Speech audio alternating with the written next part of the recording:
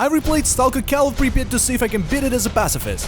But before we start, let's review the rules. I can directly off anyone, and we can also use exploits. And with the rule set, let's head straight to our first missions in Zayton. And there you go. We got us a nice detector and a fireball artifact. Let's see what the next quest will offer us. And here we have it. Now we just need to bring it to bear. Oh, well, I don't believe that your friend needs this. I don't want to give them the artifact. But, oh no, we get ambushed. Looks like we don't have a lot of options. So, let's run.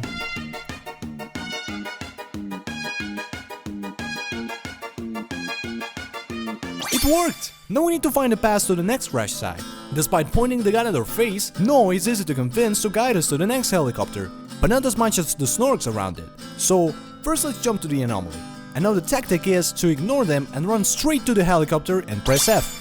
While we are here, I will show you how to steal the laptop from the mercenaries without firing a bullet. So we get to this exit place and we will be monitoring two guys. First comes this one, and when he turns his back, we hide exactly here and look for this mercenary. And when that mercenary turns his back, we run as fast as possible, climb the ladder and get into this tube. And now it's just luck. I can't reach the laptop from here, so we'll need to jump down. Now we should go back to Skadovsk. Well, I finally arrived at Skadovsk, sold all the laptop and asked local stalkers for intel. So the last missions left at Zayton is visit the Bloodsucker lair and a few more crash helicopters so we can finally go to Yaniv. This one right here. Nothing really hard about it. And one last crash site. Nothing special except for the poltergeist waiting to run my day.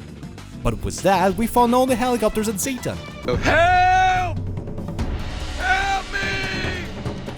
Okay, I have to admit, maybe all the AI was not that crazy. Now the Bloodsucker lair, which I think will be our first really hard challenge. Maybe even everything ends here.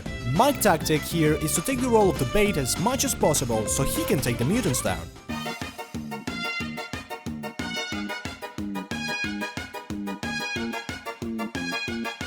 That was exhausting. Oh no, another one? Well, now we have no more heal, so I hope there won't be any more bloodsuckers. Oh, that's a cool artifact. Well, I guess we'll investigate a bit and go back. No? Oh no. Even asleep they are scary. I guess we found a way out. Okay, I just bought intel from all that we can gas them. Now we need to find two keys. One right here, and another one right here. And say bye. What do you mean 4 minutes? Guess I can just run from them. On my way to Skados, I found this hut, and here lies the body of the lost stalker Danil.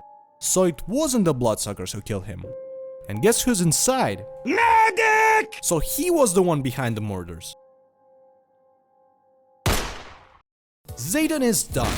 We found all crash helicopters, solved who was behind the murders and destroyed the bloodsucker lair. So enough of Zayton, let's go to Yaniv. Our next goal will be finding the last two crash helicopters. The first one is right here, located in the minefield. I tried disabling the mines with a ball and jumping around them, which didn't work until I watched a tutorial, which showed you can see the location of the mines in the minimap. And we got a black box. And the next is located around the Jupiter station, right here. Now we need to wait until he unlocks the black box and find all the documents for the secret path to Pripyat. All done! And he's done too. So the next quest we get is assemble a squad to get to Pripyat. So let's see who wants to go with us. Vano here said he can go if we pay his debt with the bandits. All done! And he also needs to buy a suit, no problem with that.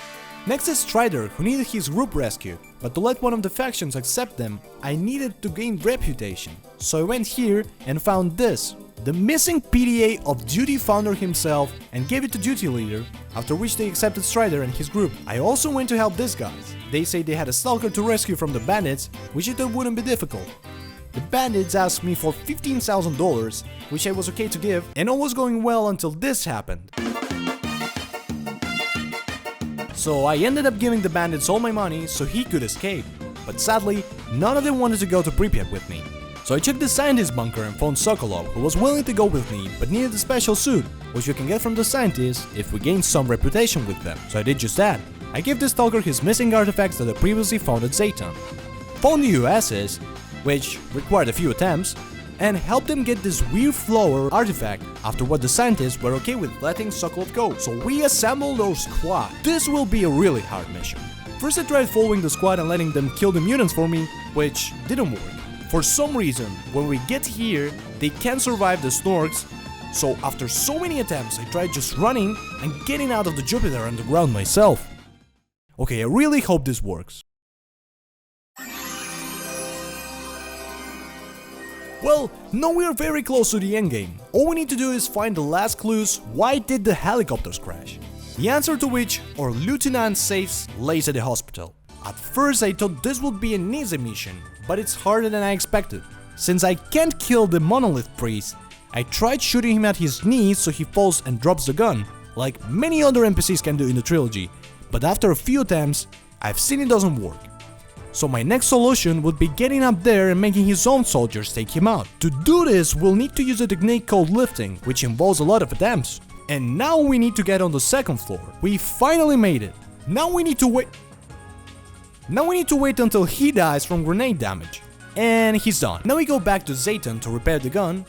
Cardin falls asleep, so we'll do the same. Okay, now he woke up and we get this yellow card and a new mission. We need to get the documents from this bunker, which is quite easy.